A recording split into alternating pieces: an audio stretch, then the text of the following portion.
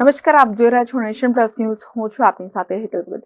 અરવલ્લી જિલ્લાના શામળાજી પોલીસની હદ વટાવી ઇંગ્લિશ દારૂનો વેપલો ચાલતો હોવાની હેરાફેરી સામે આવી છે.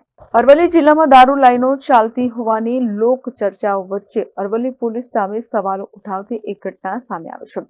અરવલ્લી જિલ્લામાં અંગ્રેજી દારૂની ખેપ મારતા બુટલેગરોને જાણે પોલીસનો ડર જ ન હોય તેમ દારૂની ખેપ મારતા હોય છે. મોડાસા શહેરના બાયપાસ સ્ટેટ હાઈવે પર દારૂ ભરેલી બુટલેગરની કારે પોલીસની ખાનગી કારને ટક્કર મારી અકસ્માત સર્જ્યો હતો. બુટલેગર દ્વારા દારૂ ભરેલી કારને બેફામ હંકારતા રોડ પર અન્ય વાહન ચાલકોના જીવ તાળવે ચોંટ્યા હતા. ફિલ્મી ઢબે પીછો કરતી અરવલ્લી જિલ્લા એલસીબી પોલીસની ખાનગી કારને બુટલેગરની કારે ટક્કર મારતા અકસ્માતમાં એલસીબીની કારને નુકસાન થવા પામ્યું હતું. જોકે સદનસીબે મોટી જાનહાનિ ટળી હતી. એલસીબીની ટીમે એક આરોપીને ઝડપી પાડી તપાસ હાથ ધરી છે, પરંતુ ઝડપાયેલ બુટલેગરની કારમાં મોટી માત્રામાં દારૂ હોવાની આશંકા સેવાઈ રહી છે.